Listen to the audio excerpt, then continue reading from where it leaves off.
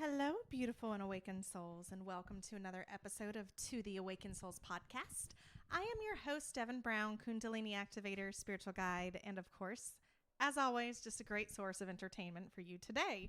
I normally release these episodes on Monday. I, however, was getting solar panels put on my house yesterday. Woo woo for the trees, but it made my house so loud, and there was just no way I couldn't get the microphone not to pick up what they were doing, even though it was outside on my roof. So, this episode is coming a day late. I do apologize. However, it will be worth it, I promise. So as a collective, we have moved past this birth canal-esque energy where we were pushing and pushing and pushing into this new dimension, into this new direction, into this new energetic atmosphere on where we want to go. But with that, so many people are seeing the negatives. They're seeing the war, they're seeing the famine, they're seeing the destruction, they're seeing all of these things. And here is the situation. There are many dimensions of Earth. There are many side-by-side parallel places that you get to step into as yourself. And as you are ascending, whatever you focus your energy on is going to be the kind of life and the kind of world around you that you are creating. This is not to say that out of sight, out of mind, like almost like the little monkey, speak no evil, see no evil, hear no evil. It's not saying that. That's not the same thing. But what it is saying is that we as a collective consciousness, we as those who are awakened, those who are awakening, those who are moving forward into our soul purpose and our soul calling are really all feeling like stepping away and secluding ourselves and not being a part of the drama, not being a part of the narrative, no longer allowing the call to war to come and just not showing up. It's kind of one of those situations where it makes me think of a child that is used to negative attention. I used to be a foster parent, and we would have some kids that would end up wanting negative attention because that's the only way that they knew for love and affection. That's the only way they knew for control. That's the only way they knew for being seen. And so they would create circumstances and create situations that would allow you to give them that negative attention and give them, in essence, like control over the situation. And the problem is, though, you're just perpetuating that cycle. So it's a matter of, similar to the viewpoints of the world and similar to where we are right now, we have to stop perpetuating the cycle. We have to stop showing up, stop watching the news, stop talking about the latest events, stop talking about politics, stop talking about disasters, stop talking about all this stuff. If you have a tangible way you can invest in the lives of somebody who has been affected, then absolutely do it. But sitting there and speaking the negative vibrations over and over again, or working on fear, or collectively focusing on that stuff is going to do absolutely no good. It's actually going to be detrimental to not only your vibration, but the vibrations of those around you. And so what you are seeing is kind of almost like a divide between the yin and the yang. You are seeing those of us in light that are stepping away from the destruction and the mayhem and just focusing on love, focusing on the fact that these people who are causing destruction and mayhem are so hurt and so broken, they don't see the value of human life. It's almost like anger has no place. Like I can have righteous anger. I can be upset over the detrimental effects that this can have on someone. I can be upset over how this is going to hurt someone's family. But then once I feel that, I can let it go. I don't need to harp on it. I don't need to keep going on it. I don't need to focus on something that I truly have no control over. And I have learned to just let go and let flow. And that is what the stream of consciousness is needing us to do right now. We need to let go and we need to let flow. We need to let go and trust that our highest selves have orchestrated every single bit of this, every single path. And the crazy part about all of this is that when you truly let go and allow your highest self to embody who you are on this physical plane, you have no doubt when you are where you're supposed to be. Even if it doesn't make sense, even if it's like, okay, this seems like it would be crazy to other people, but I know I have to do this. Like, even if it just doesn't quite compute with societal standards, I don't like society. I don't want to have societal standards. Society sucks. It's negative. It's awful. It pulls me down. No, thank you. I'm going to go ahead and live in my beautiful little bubble full of happiness, full of peace, and full of joy, just knowing that where I'm meant to be is where I am right now. And I do that by collectively in every single day making choices that align with who I am, that make choices that align with where I want to be, that also make choices that align in the vibration of who I want to be. This is not to say that I don't fail, because I mean, we're going to be honest, we're here for a human experience. And that I was actually talking to my boyfriend about this yesterday, I believe it was. Like, I know who I am. I know on a spiritual plane who I am. I can astral project and do limitless things. However, I come back here and I'm stuck in this physical form, and it is so frustrating. And I understand that that was part of the game. I understand that that was part of the agreement. I understand there was a reason behind it, because we, as collective spiritual beings that are here for raising humanity's consciousness, like, we are here to show you how to do it in the form that you are already in and in the form that you are currently in. I understand the rules. Doesn't mean I have to like them. And it doesn't mean I can't get frustrated. And it doesn't mean I am perfect at them, especially when I know that I am a limitless creative outlet of source. Like, that's a whole nother topic. But anyways, so that being said, though, it's a matter of truly just focusing on who you know you want to be, and who you are now is already that person. We get to step into new vibrations every single fucking second, every single minute, every single day. Like, and so what we need to do is continue your daily spiritual practice, continue your daily spiritual growth, continue your peace, your tranquility, your everything, and just know that you are perfect just as you are. Just know that you are indeed just the most beautiful of all of creation. And what we need to do as we're growing and as we're maturing and as we're moving forward in this crazy quantum leaps of new earth, you got to let go and you got to let flow. So we're going to go ahead and dive into, how do we flow? How do we let go of control when control is what makes us feel safe? And I'm speaking specifically to those of you who come from codependent backgrounds, or those of you who just don't understand the concept. Maybe you have a more rigid mind, maybe you have a more logistical mind, and this message is for you. So when you allow your highest self to come into your physical form, when you truly say, you know what, this human thing, I got this, but I could use some help. I want to live as my highest self. I no longer want to focus on these negative vibrations. I no longer want these things to pull me down. When you allow yourself to truly come and release and let go, it is just the most magical thing when your highest self can step in and say, you know what, you've been fucking it up a little bit. How about we go ahead and release control, release the reins, and let me take over. And you end up seeing this nudging, this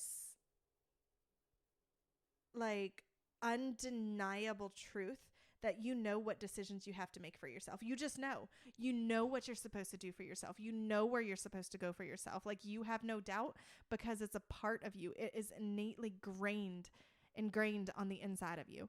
And if you've never experienced that, think of it similar to deja vu, only it's deeper than that. Like, you don't have a choice but to do what is in front of you. You do not have a choice, but my guides are showing me a picture. Think of it when you're eating food. Okay, you get to a point when you're chewing that food that it's innate, you have to swallow.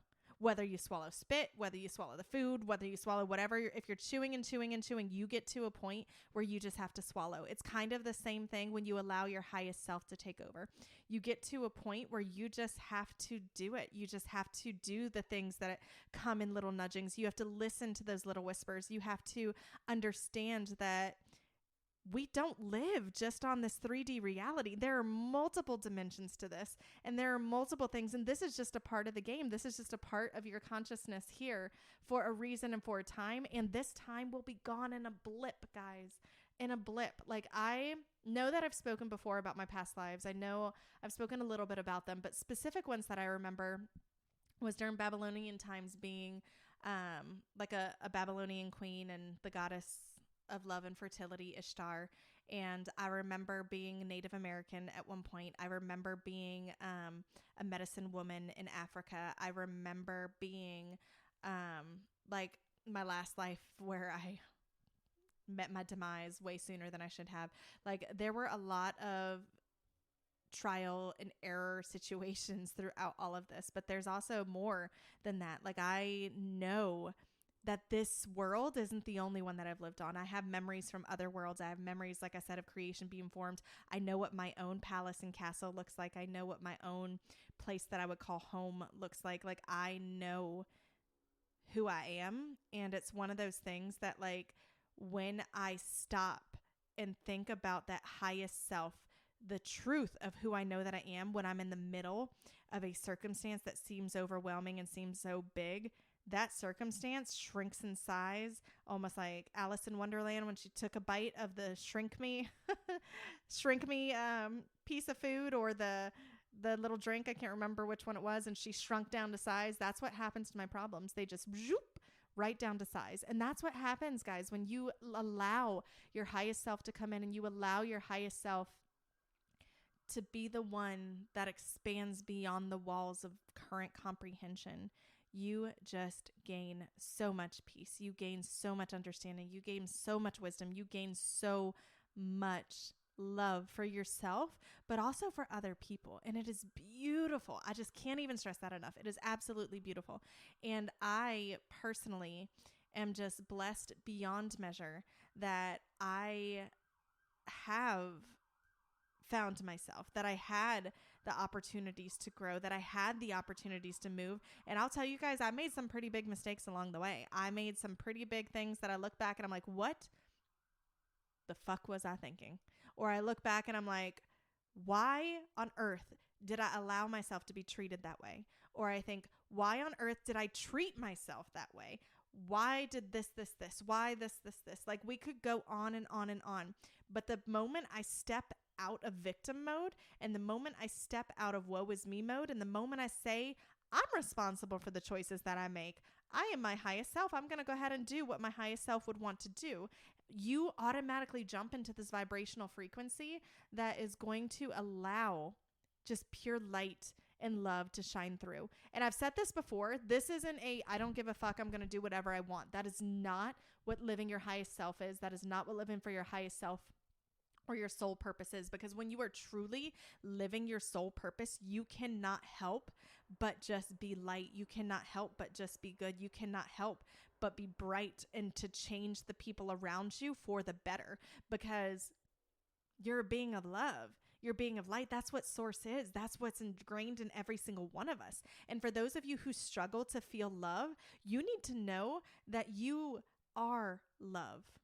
If you've never experienced healthy love, you don't understand how to do that. Like I know I've been a little bit open about things like I was in a relationship with my twin flame and we parted ways over the summer. And it's one of those situations where I didn't think I could ever love anybody like I loved them. I didn't think I could ever receive love in any way than when they gave me love.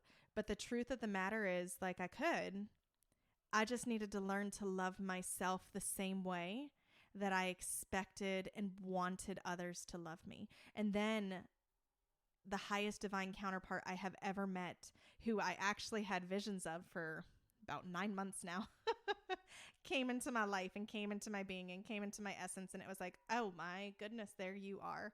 And it's one of those situations where you can find the love that you seek, but you first have to seek it within yourself. And you have to give it within yourself. And you have to be willing to walk away from the old patterns that sabotage you. You have to be willing to walk away from the old circumstances that no longer serve you. You have to be willing to just let go and allow growth, allow healing, allow mistakes, allow responsibility for your past to come in. And it's one of those situations where being who I am now and looking back, I have a lot of compassion for that person that didn't understand what love is. I had a lot of compassion for that person that thought they had to seek out love or thought that they had to earn love. I had a lot of compassion even for the people that abused my love, because that means that they never received love. And especially now that I have learned to give myself unconditional love, I have learned to receive it from someone else. But I first had to learn to give it to myself. And now that I'm able to receive it from someone else, I have a lot more compassion and a lot more understanding for those who don't know how to give it and don't understand where it's coming from. And so when I look at the world right now and I look at the destruction that's taking place, I look at the chaos, I look at, the mayhem and the murders and the abuse and all of this stuff, I can look with eyes of compassion, not eyes of hatred. I can still look with boundaries. I can still look with vindication, as in, like, if somebody comes after my family, you better believe Mama Bear's coming out. Like, don't get me wrong, but I can still look and have understanding that they're broken because they never experienced love either. And when you can reach that point, that frequency of unconditional love, you are unstoppable. Nothing can stop you. It's funny that, like, me and my divine counterpart, we can be sleeping and we actually both will enter the same dream together, and we will be in the same dream doing energy work, traveling the astral, doing all of these things. We're so connected, and it's one of the most beautiful things. And we both know that we are completely unstoppable now. And part of that is because we both realize we are unconditional love. We're unconditional love for each other, but we're unconditional love for ourselves. And that is the most important message I can ever give you guys. Give yourself the unconditional love that you seek from other people. That means set boundaries. That means set boundaries with your time, set boundaries with what you look at, set boundaries what you give your attention to, even if everybody else says that it's important. If it is not having a direct correlative impact on you as a person, let it go. Let it go and let flow. That being said, my Kundalini Rising program is officially launched and ready to go. So you can purchase the entire program in my shop. You can join the monthly membership, and this one is going to be uploaded by the end of the week. It's a little bit more detailed. You can do the activations a la carte. If you are new on your journey, I do not recommend this. I do think you need to go from the beginning and work your way through. But if some of you guys have been doing the inner work, there's only certain ones that you need. It will be broken up for the same price collectively as if you were purchasing it for the $333, but it will be broken up. Take that, divide it by 12, and you still get your little monthly spiritual practice and so forth. You just don't get the entire collective practice together. And that being said, I hope everyone has an amazing week. Again, I apologize that this came out a day late, but I think it was well worth it. And I cannot wait to talk to you guys tomorrow or next week.